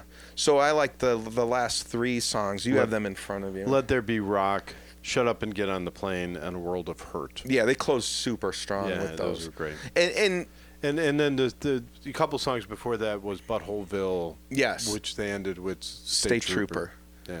Right. So I really, and it's not that I didn't like them. I just wasn't familiar with as many of the songs at the front of their set, and they do tend to sound a little bit the same. They get a little samey. Yeah. But they cranked it up for the second half of the show. Yeah. So I enjoyed that whole the whole day. I enjoyed the whole day. And again, great old man music, because It was a Friday night. Thelma and the Sleaze came on at 5 o'clock. We were just Right, we walking almost in. missed the show because we we were walking didn't. in. Yeah. They were walking in as we were walking in, and then the Deer Tex is phenomenal. Drive-by truckers, and they were done by like 10 o'clock. It was amazing. Like 9:30 or something. Right. It was still daylight out, I think, when we left. But drive-by outdoor space at Fitzgerald's. Yes. They have a pavilion. So they have 3. It's hard to describe, but it's sort of a U-shaped venue with on each side of the U is a indoor space where you can see concerts. So one side's smaller, one side's bigger. But then in the middle, there's a courtyard, and they put a pavilion up to keep you out of the elements, I suppose. Yeah. And it was really Beautiful. nice. Well built. Yes. Yeah, Very nice. Really very great. nice. Yeah. So, check out If you're in the Chicago area, Fitzgerald's first of all. Definitely worth a pilgrimage. If you're a music fan and you're coming into the city, Berwyn is one of the suburbs. It's worth a pilgrimage out to see something, anything. Yeah, whoever's there. Yeah, I whoever's agree. there. It's live music. Yep. And then I think Drive-By Truckers and Deer Tick are touring together nationally, actually, so they may be coming to your town. Yeah, and the Deer Ticks were awesome. To kind of give you a feel of what this show was like, during the Drive-By Truckers, I during know, the I know where Drive-By you're going with Trucker this. concert, the lead singer of the Deer Ticks, whose name escapes me at the moment, Deer, Mr. Tick, he climbed out on the roof, kind of a first floor kind of roof out of one of the windows, which must have been like the green room for the bands, on the second floor of one of that kind of U-shaped buildings. Right. It was they were in like the second story room over of one Fitzgerald's. Yeah. But it overlooked the stage. Right. So he climbed out and was sitting on the roof having a beer. Yes. Watching the show from the roof. It was very cool, and also kind of reflected how much I think they respect each other's music. Oh, I would think so. Yeah, it was just the whole thing was wonderful. And it's a great vibe there. I mean, like the people that came is. out to see the show enjoyed the show. Like they Yeah. were there for the music and everything. Absolutely. Everybody enjoyed it. And then So where did all the hippies go? Fitzgerald. Yeah. And then last night Yeah.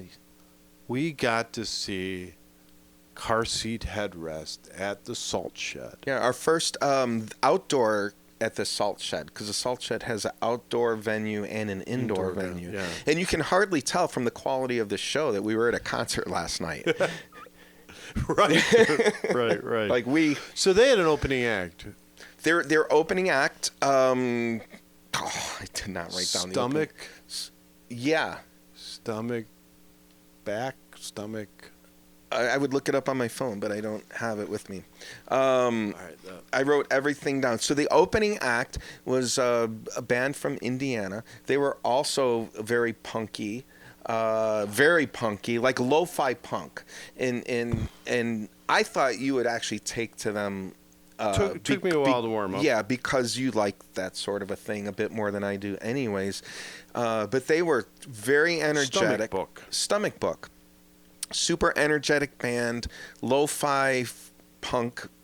I was what I would call it. You know, they had a lot of attitude, a lot of energy on stage. The outdoor venue, A lot of, but it was like you were watching a video game. It was very well, yeah, they're right. I did say that because like their keyboard sounds. I was looking up the name. Yeah. No, I didn't say it while you were looking it up. I said it last night. Yeah, I said it okay. was punk video game genre was what I had actually come up with. That's perfect, Jess. Yeah, perfect. because a lot of their sounds, that their electronic sounds, sound like they came from a video game, sort of that. The keyboard player was nuts. She was having a lot of fun up there. Yeah, she was. Yep. I'm not pretty sure they're not used to playing a crowd that size. No, I don't think so. And that was what I was about to say. Is the outdoor venue is 3,500, I think. Yeah. Right. And it's gorgeous. First of all, if It you is. have not been to the Salt Shed outdoors, you have a great view of the skyline. Yeah, we were up on a balcony. A balcony, and so. First of all, recommend the venue both indoors and outdoors. But this band it was about half full when they were performing because they were the opening act already. So the people in the audience was also a very cool audience. Like they embraced the opening act and had a lot of fun with them. Yeah. So it was very cool.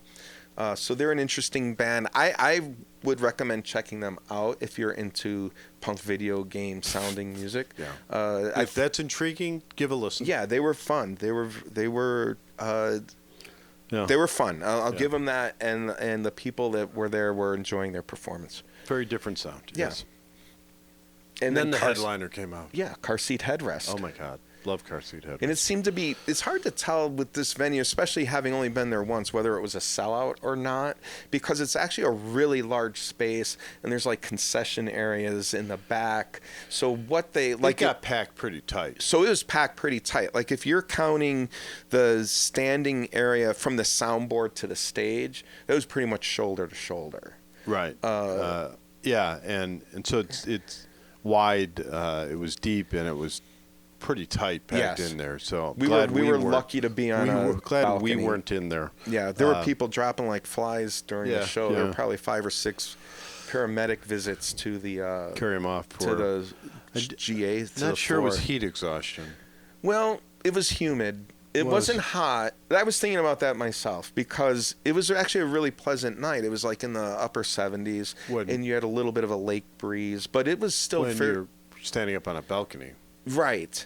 But if it's humid still, and you're packed in, and you're packed shoulder to shoulder, 3,000 of your closest friends. Right, you may not have been hydrating properly the entire time. I think they were hydrating. Yeah, whatever they were doing. Probably not the right stuff to be hydrating with. Yeah. All right.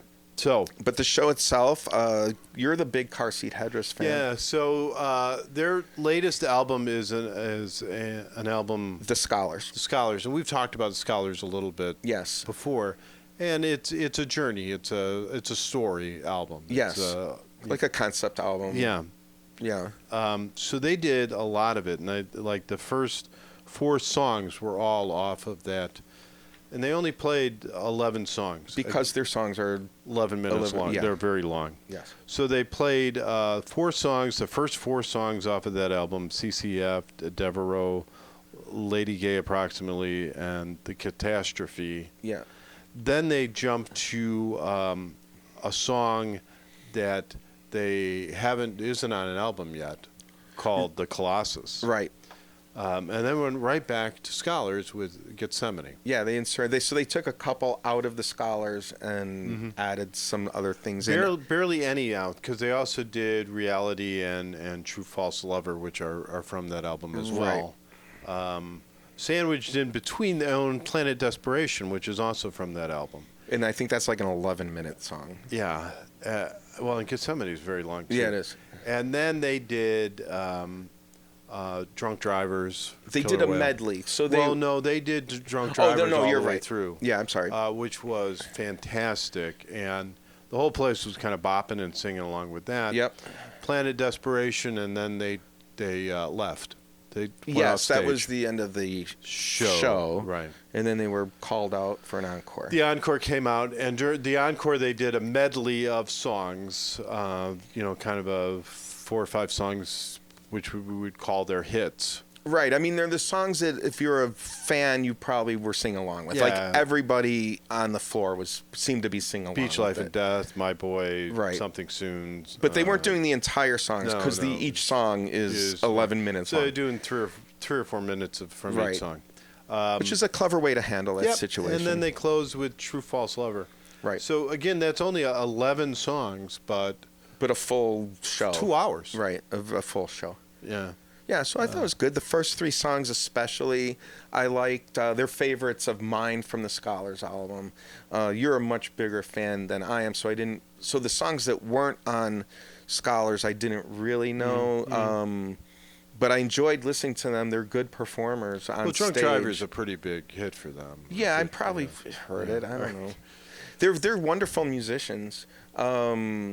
Like the guitarist is fantastic. Yeah. The drummer, the keyboard player, and they do one of the songs. I don't know if it's Gethsemane that almost breaks into an early Genesis sound. Right. Sure. So when you hear that, you do sort of get the the level of musicianship that's up Yeah. on stage, because they do get into some stuff. Be interesting. So if you're a sponsor of ours, you should probably go and listen to Gethsemane off the Scholars album by Car Seat Headrest. Yeah, I would say so. If you, Yeah. definitely. He was a little preachy on stage. Yeah, A little. I was waiting for you to. Well, his stage, as a band, they're wonderful. When he's singing, he's wonderful. Like, he has a great deal of presence on stage. I think the band has a great deal of presence on stage. A great vocal. Yeah. But when he talks, like, his mind clearly works different from everybody else's. He is a millennial. Yeah, I guess. And he has that whole millennial attitude, which, So- us Gen Xers, which are much more leave me alone, leave everybody, live and let live kind of thing. Yeah. He is not. He was going to tell you what to do. He was telling you what to, yeah, so there were some, he had rules at the beginning for, like, keep your body to yourself kind of things. Which is fine. And he also had kind of like, he was going to, if somebody had a problem, They he would was gonna stop the show. And that's, It's laudable. yeah. It is laudable. And as I said, there actually were probably 5 interruptions. Mm-hmm. The only reason I mention it is because they stopped the show every time Right. somebody went down. Which was a rule of theirs. It's he said he was willing to help, flash a light at him so he It's- knew there was a problem. it's true. And they'd call out help, which is Laudable. wonderful. It is wonderful. He's looking Especially out. somebody that big. So come on. What? Come on. He's looking out for his audience members. I like that. What are you saying? You're gonna have an you don't like him. You're gonna have an attitude about him. I didn't say that. I said and then people were crowd surfing. People were crowd surfing. Yeah, and he had things to say like about that. He said don't crowd surf because it's a concrete floor and someone could get hurt. And when you're crowd surfing, which is true, by the way, like if Which you said you agreed to at the time, and then well, you were no, I all like if somebody preachy about it when you got outside. and then no, I wouldn't. First of all, I wouldn't even try to crowd surf. It would not go well for anybody. And yes, we were standing on concrete, so if somebody were dropped, it'd be bad. But they also said, well, people who are like, they don't want to pass you around. People don't want to get kicked in the face with a shoe and all that. So I think he's wonderful. I just don't know if I would want to sit next to him and have a beer with the guy. He seems very high maintenance. He seems like if you're in the middle of a conversation with him, he'd ask you to stop crunching your ice or something. That's all. But I think he was wonderful on stage. I thought that they gave a solid performance of their songs. Just as a classic rock guy and a guy who likes progressive rock, I love this band. I think this is the evolution of all of that, everything that I loved in music and from the 70s. Sounds good. Yeah. Okay. Yeah, I had a good time. Yep. Anything else, or I think we gotta. If we're, I always got something else, but That's if we're true. trying to keep to a time limit, I can save it for the next show. Well, I think we should probably flip Let's do that. Yeah. album side. So we got, I think, one more sponsor. This episode of Two Fat Guys in an Album is brought to you by Smidge Films. If you're looking to bring your ideas to life with some cool cinematic work, Smidge Films has you covered. From brand stories to promos, we'll help you tell your story in a way that really sticks. Check us out and see what we can do for you. Welcome to side 3, where we kind of do the Beyond Classic Rocks. We're looking at an album that either got overlooked or has some sort of tie to the whole classic rock world. And today we're looking at the band The Killers. Yeah. Who are a phenomenal band. And when I was saying the death of the rock era, I was pretty sure you were going to throw The Killers in my face. Well, The Killers are definitely a rock band that's still currently relevant. Yeah. This is their last album, the last album they have done. Right. Which is Pressure Machine from 2021, who I described in the opening as their COVID album. So it was a kind of an album written during COVID, recorded during COVID. There were some production problems because of that. Right. It's true. All things true. Yeah. And their bassist actually was not, their normal bassist, Mark Stormer, was not on this album, partially due to the COVID situation. Right. So they had somebody filling in, but yes. So it's I don't know. You describe. It's an interesting concept to the album. Mm-hmm. It's an interesting album. So I'll let Well, you kinda take it away. I love this album. It is from 2021, and I kind of relate it as their anti-sellout album. Like, it does not sound like the Killers. If you're thinking of, somebody's their other songs, their more popular songs. So if like Hot Fuss, I think is their first album. Right. Is probably the it's phenomenal. Sam's Right. Town is probably And you're thinking about Mr. Brightside, and Somebody yeah. Told Me, and those Right. songs, which are So this album is more folky, more down to earth, really an introspective album, and it's the album I think that you get to make when you've had great success and you want to make a more personal album. This is a very personal album to the lead singer Brandon Flowers, who grew up in small town Utah. And it's basically a concept album about growing up in small town. The songs and the stories are really personal to him. They're his observations of people. To me, the album is striking. They're unflinching descriptions of like despair and opiate addiction, and there's suicide or possibly in there, and really like being an outcast, in small town America. But the thing that I think carries this song beyond even that is it's told with like a nostalgia and pride.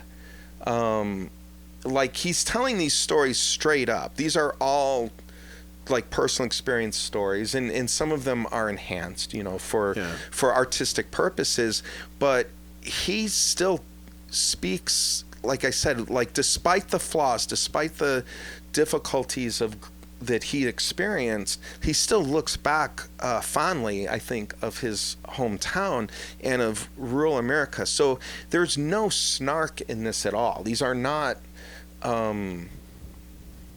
it's just not like snarky. It's truthful, but I don't think he's at all looking down on where he grew up or at all. I think he's just telling you the stories, and so it's a really interesting point of view, of somebody who grew up in small town but was something of a misfit, but left to the bigger world, but is still caring about this. And is still, and so I think this sort of personal experience comes through, and I would put this album in the same vein as like a, the Sparkle Horse that we did, or the Purple Mountains that we did. They're just really personal songs, and with different characters throughout. The song Quiet Town was, not technically the single, but that's the one that got some radio play. I think that's the second song off the album, and I think that song encapsulates the entire album the best. Like I would go to that song. It's inspired by two high school seniors that were had a child together, who again had like possibly the world ahead of them, but were killed in a train, like crossing train tracks. References the devastating effect of opioids on small towns. It's got a great. I get emotional like this. Yeah. I can't even listen to this song without getting emotional. It's a great song. So the interesting thing about this album is they have these little snippets of interviews, and I don't know if those are real interviews or fake interviews. I think they're real. So there's little snippets of kind of interviews that set up each song. Yes. And those are sort of interesting. I struggle with this album because I don't want to listen to those every time I listen to this. I don't want to hear that. He has a tremendous voice, and if you know Mr. Brightside, and a lot of his other songs, they're wonderful songs, but these are good stories that he couldn't get out of the way of all the time. His voice was a little. He did too much. He was working too hard to do some of these songs. I think if he let the story kind of go, be better. Now I think West Hills, the opening song is good.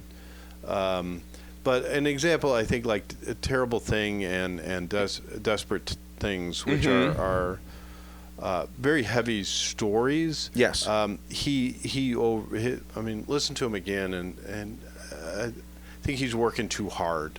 Okay. That story would have told itself without needing it. So over dramatic, would you say? Yeah.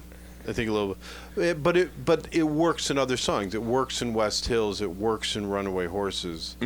Runaway Horses has Phoebe Bridgers singing backup on it. Yeah, and did you ever hear her cover of Iris from the Goo Goo Dolls? No, should I? Yeah, you should. Okay, run out I like and Phoebe listen to Bridgers that, quite a bit, actually, so I'll listen to that. The Garden Song, I think, is very good by her as well. Yeah. If we're doing this. I think some of he should have done this as I don't know if this should have been a Killers album. I think his better album is his solo album, Desired Effects. Okay. 2015, I think, would be a much better. Do you know that album? I don't know that album. So it's a solo work by him, and just the way home, listen to Between You and Me off of Desired Effects. Okay. Your buddy Bruce Hornsby's on it. Excellent. And Tony Levin. Oh, wonderful. Yeah. So great lineup. There's 38 or 39 guest artists on that. Okay. Thing. There is a couple of interesting names on the guest artists on this as well. Yeah, Sarah Watkins playing fiddle from Nickel Creek.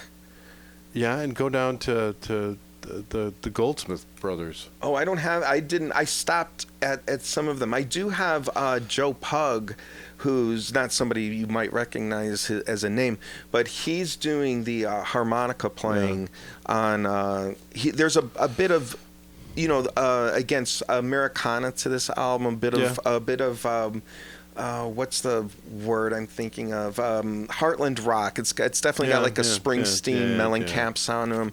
So some of these songs feature it could have been Springsteen playing a harmonica. Actually, I thought it was, but it's actually Joe Pug.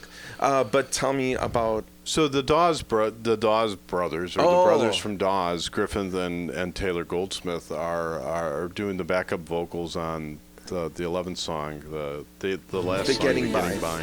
Yeah, which is a really nice song, by the way. I don't ever recognize their names because I just think his name is Jaws. It's Dawes. Bill Griffin, and Ted Dawes. Right. So that will always throw me off. That will never end. But the final song's really nice, and it actually, goes to what I'm saying. Even though there's some really tragic stories in here, it ends kind of in a hopeful manner, so I think it's a great album personally. I think it's underrated.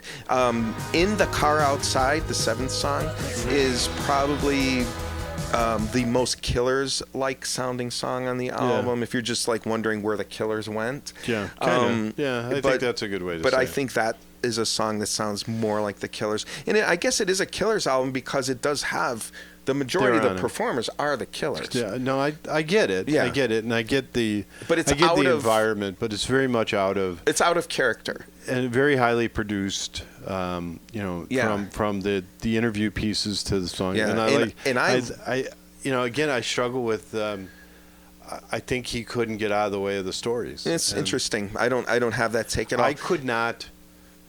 When this came out, I listened to it. I enjoyed it. I was looking forward to it because I had heard some stuff or saw a YouTube video of them doing some of this, and I looked forward to it. And I listened through it a couple of times. And I'm like, you know what? I'm kind of done with this because it is heavy. It's very heavy. Those little interview snippets got to be too much after a while. I'm like, get to the song. Oh no! See, that's where you're wrong. The interviews make it. So if you're it's cute. I mean, it's not cute. It's cute. It's nothing it's a cute concept. But oh my god, I this would not be. This is not 2 or 3 of my top Killer, and I like the Killers. Well, I'd go see them if they were playing down the street. I would. Oh yeah. If they were at the Salt Shed, I would go see them. But For sure. I would hope they wouldn't do too many of those. I would say it's not a representative Killers album. I will say it is dark. There aren't a lot of singles that you could play in your beer garden. Like it doesn't exist. Like even for me, there's only a couple favorites that would fit into a playlist.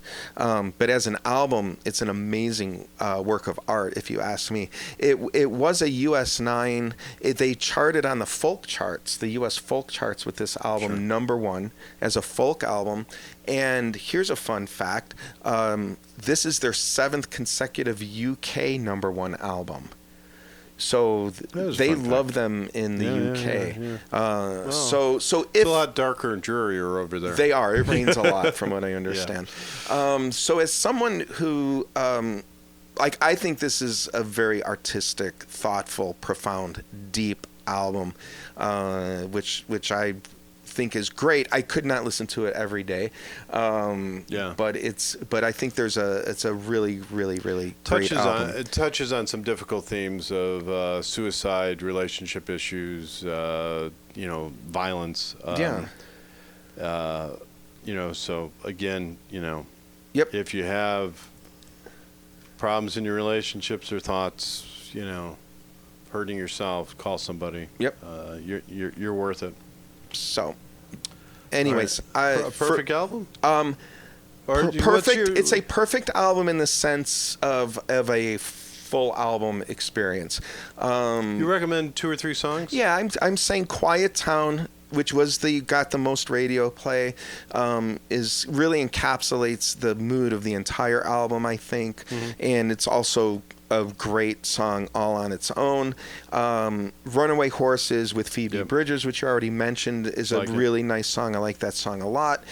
In the Car Outside is the song I would point to, that if you want to know where the Killers went, this is about the closest thing to an actual Killer song. For me, it's a 10 Fat Guys album, even though, again, it's pulling out, other than the songs I mentioned, it's pretty hard to pull out these songs on a playlist unless you have like a super depressing playlist. Right.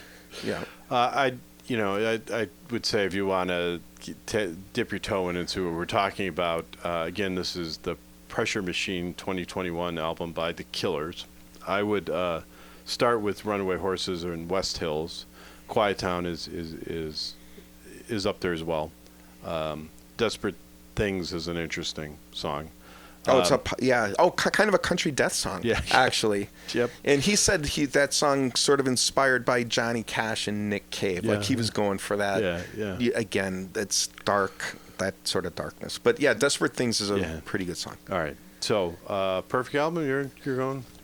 Perfect as a whole. Yeah. Not as. Not as like all the songs are favorites. Yeah.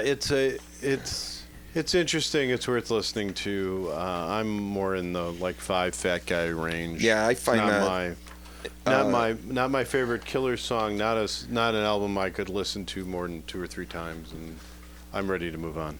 Okay. All right. So let's flip this over to side 4, and this is where the Maestro of Music ranks the album. So now you're going to stick Let It Bleed into this epic list of 25. We have 25. Welcome to episode 25. Yeah. 25 songs. 25 albums. So where are you putting this Do I every week do I have to put in a disclaimer? Most fun I have with this podcast is watching him struggle with this part. I don't understand it because it's stupid, because it's a really good album. We have 25 great albums on this list. The fun thing is how wrong he is about this ranking. Because there's no way to do it right.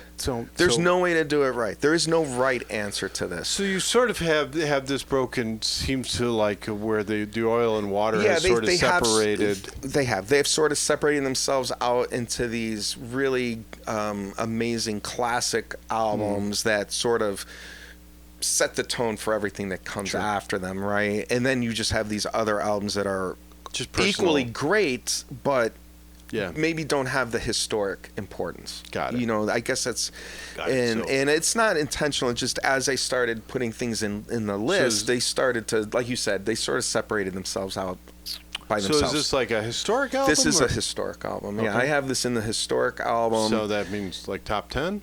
No, because we have 25 great albums. My 10th album is London Calling, also historic. My first album is Sgt. Pepper, also historic. Yeah. My second album is Moondance, amazingly historic. Really devalues your and there are some reputation. albums there that you might like. I have the Violent Femmes still at 8. Like, I think that's because the other thing I look at, like when I look at that Violent Femmes album, like that's a double perfect album. Oh, I can listen to it. You know anytime. what I mean? Like it's so. I understand the influence it had, but I could listen to it anytime. Yeah. And I think it also has a lot of influence, but it's obviously Violent Femmes are not the Rolling Stones. So I have Let It Bleed at 13 right now. And it is, I think, my favorite Rolling Stones album. So I have it right behind American Beauty. I have American Beauty at 12 by the Grateful Dead. Yeah. And then I have The Sunset Tree by the Mountain Goats at 14. And I think that's sort of the line of demarcation for me. You know what I mean? So that's... Yeah, so anyways, Let It Bleed doesn't matter where it's ranked because it's a great album.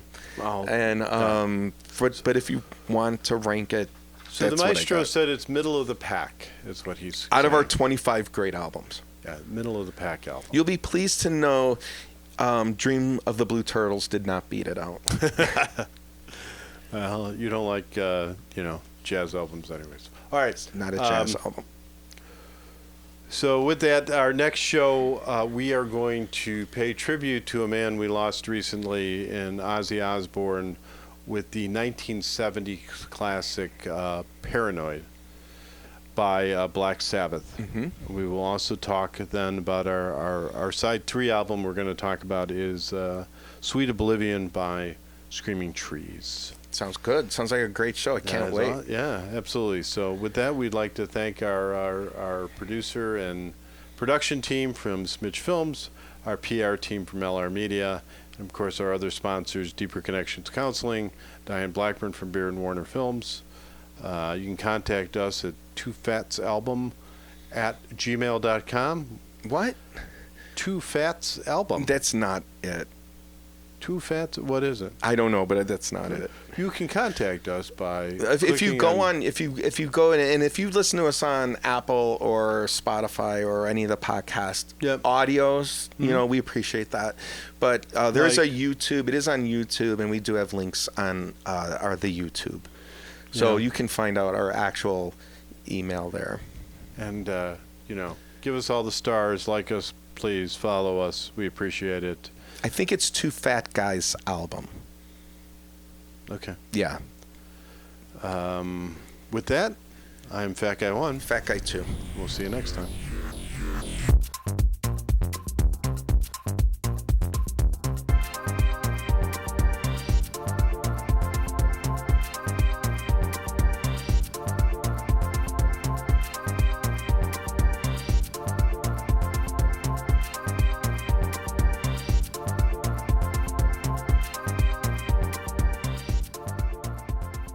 Do you have questions that I need to research before we start? I prefer not, really. Okay, because every now and then we have an episode where I just go, I don't know. And then the comments are, these guys don't know anything.